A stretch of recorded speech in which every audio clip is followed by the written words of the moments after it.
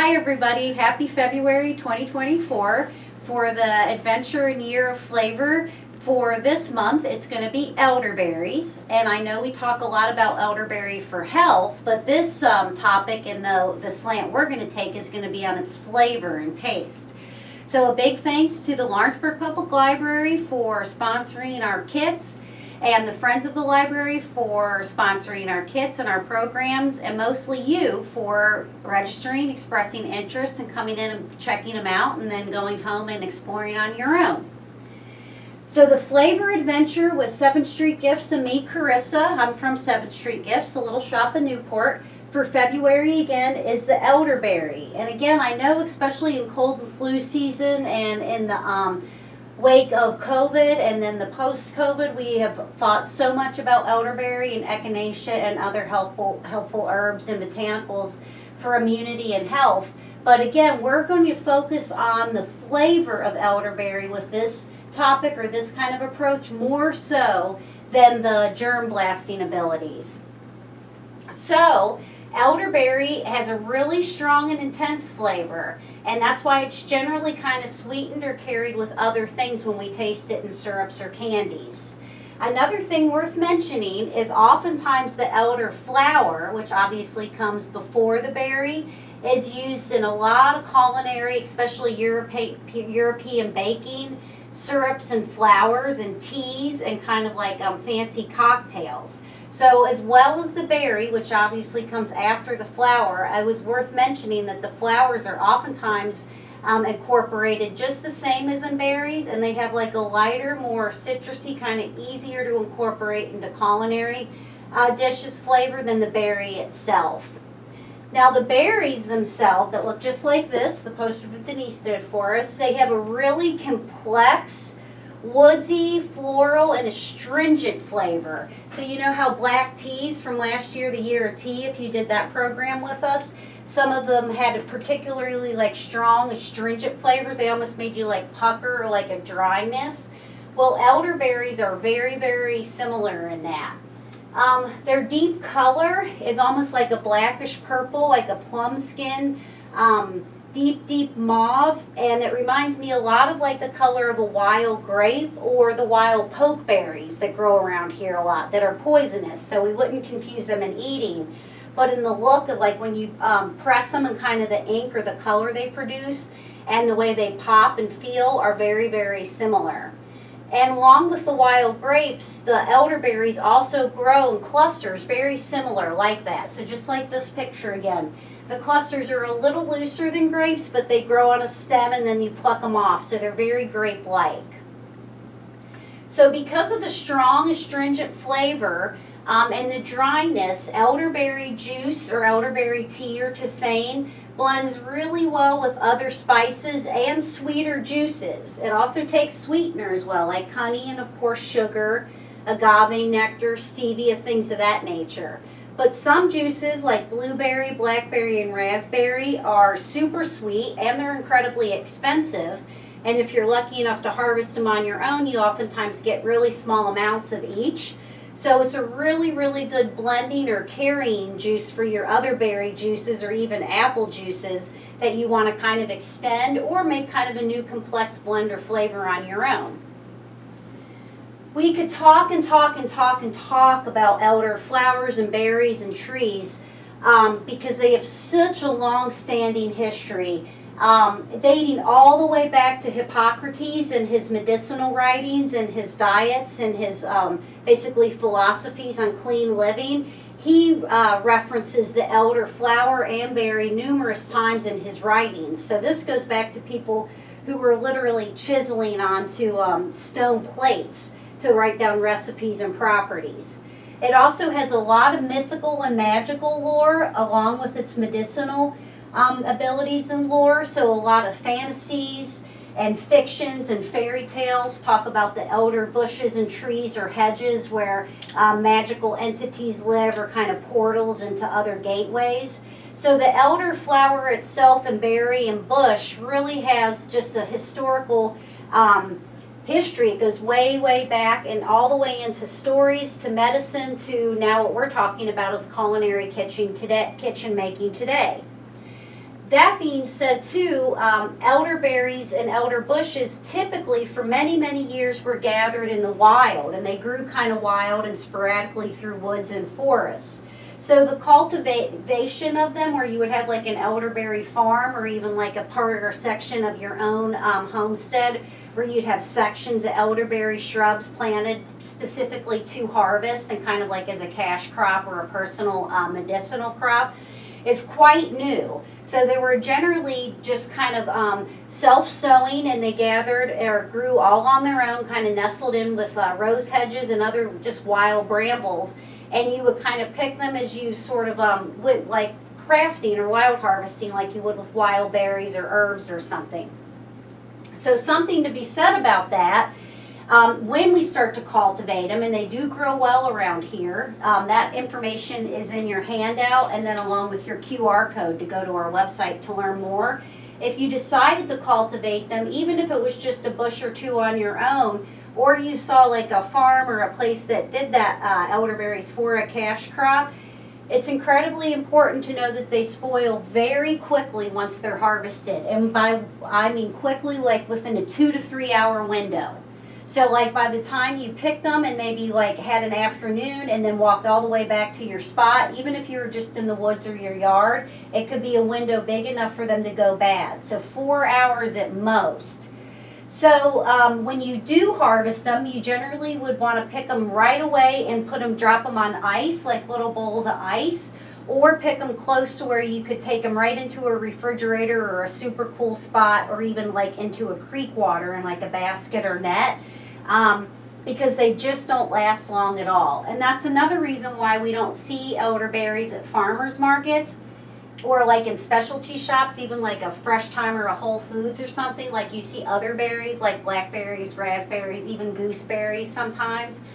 Is because their shelf life is so incredibly short once they're harvested and picked that it's incredibly hard to keep them fresh and sell them as a fresh picked berry.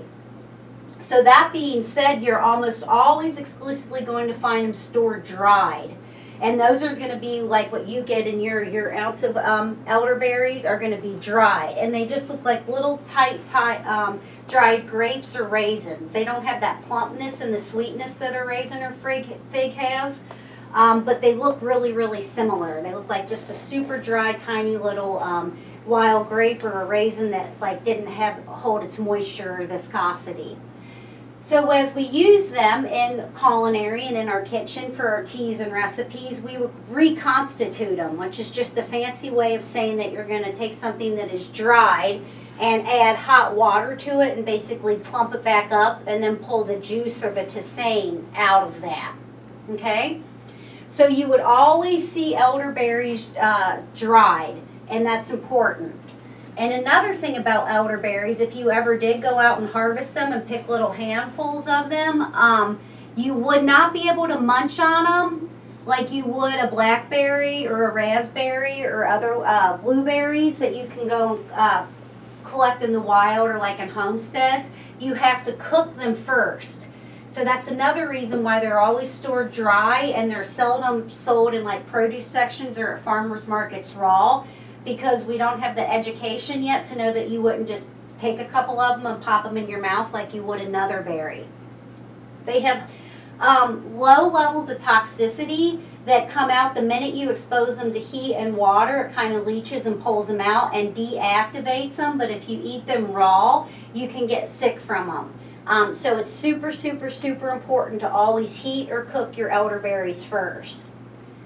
Now, a lot of tea blends that I've seen take just a few elderberries and then they carry them with other herbs and spices and kind of flavorful and medicinal botanicals. And a reason for that too is you think that you harvest such a small amount, even when you plant them for crops and intentionally for cash crops and cultivation, that you don't get a lot from each bush, especially once they're dried up and they're dehydrated. So to have a full ounce is actually quite an honor and a privilege to have them not blended or carried with other things, because since they are kind of sparse and they dry up to be so little, you usually mix and blend them with other herbs and spices and botanicals. Also for the flavor, remember the complexity and the strong woodsy astringent. So some tea blends that they really mix well with, and I wanted to mention, are rose hips, valerian root, willow bark, lemongrass, and then to add to that, I would even say cinnamon and anise. So it's really easy to take the elderberries that you have and maybe even only use a teaspoon or a half of a tablespoon and blend them in with other teas and botanicals that you have to kind of stretch them and kind of make their flavor a little bit more palatable and enjoyable, so it's not so strong and dry that you end up not liking it as much as you'd think. In your handout too, we have a recipe for a syrup, an elderberry syrup, and then there's one in your Frontier handout as well, 2 different recipes. The syrups are really easy to make, and you can kind of adapt them to what you have in your kitchen, or if you wanted to add an extra like valerian or willow into it, your infusion. There's a lot of freedom in like folk medicine, so you can kind of wiggle and jiggle and customize it. Then with the syrup recipe, once you make your syrup, there's a recipe in there for gummies, and the gummies are incredibly easy to make. You just use gelatin, and if you want a vegan version, there's the agar-agar, which is a dehydrated seaweed, and it's a natural thickener. I've made jellies from it too. I'm working on a vegan jelly with agar-agar, or agar-agar, however you say it, but it's kind of expensive, so it's an ingredient to use really wisely, but it makes an incredible gelatin substitute if you wanted a vegan gummy. And we have it at 7th Street Gifts if you can't find it elsewhere. And then another use for the elderberries are jellies. And if you remember from last month, and this year we're going to pair with our flavor adventure a jelly with each botanical to see how we like them in another form, in a jelly form. And then I want your opinion on what you like and don't like. So the jelly that's in your kit today, and we'll take it out and look at it in just a second. These are the exact ingredients. The first ingredient is sugar, and I just use a white refined sugar. The second is elderberry juice, and that came from our reconstituted dry berries. I basically just rehydrated them with boiling water, exactly how you'll have it here in your bag. Lemon juice, just the concentrated lemon juice, 1/4 of a cup, and then a package of pectin. Just Sure Gel is the brand I use. And then it's potent, and a little goes a long way. So it kind of reminds me of an adapted Concord grape jelly. So it's super similar, but also different. You'll be able to tell it's a little drier and a little bit more complex. So this is what your jellies are going to look like, and look at that pretty dark, deep purple color. And when you spread it out, it'll look like a grape jelly that we all grew up on with our peanut butter and jelly. You would eat it just like you would with peanut butter and jelly, or on toast or a bagel, or however you would use any other jelly that you typically have. And then here's your lovely ounce, if anything they're just a little bit heavy, of your dry, certified organic elderberries. And then a really nice handout from our food co-op to accompany the one that I wrote up, and this one will be on our website too. When you use your QR code, it'll take you right to it. That has ideas and recipes about the flour that we lightly mentioned, tells about the history, and then it has also some nice teas and their recipe for elderberry syrup, and then they also do some facials and some like bath and body with the elder. So between all of this, you should have plenty to keep you busy for the month of February, which again, for the flavor adventure with Lawrenceburg Public Library and myself and 7th Street Gifts, February is elderberries, an ounce of dried certified organic elderberry in a muslin bag, and a 2-ounce jar of elderberry jelly, along with ideas and QR codes, links, and recipes for you to carry on and explore on your own. Thanks so much, and next month for March we will do hibiscus, which is a beautiful ruby red flower that has an incredibly good tangy flavor and can be incorporated into all sorts of recipes for its natural color and its high vitamin C content. So thanks a lot and have a good day.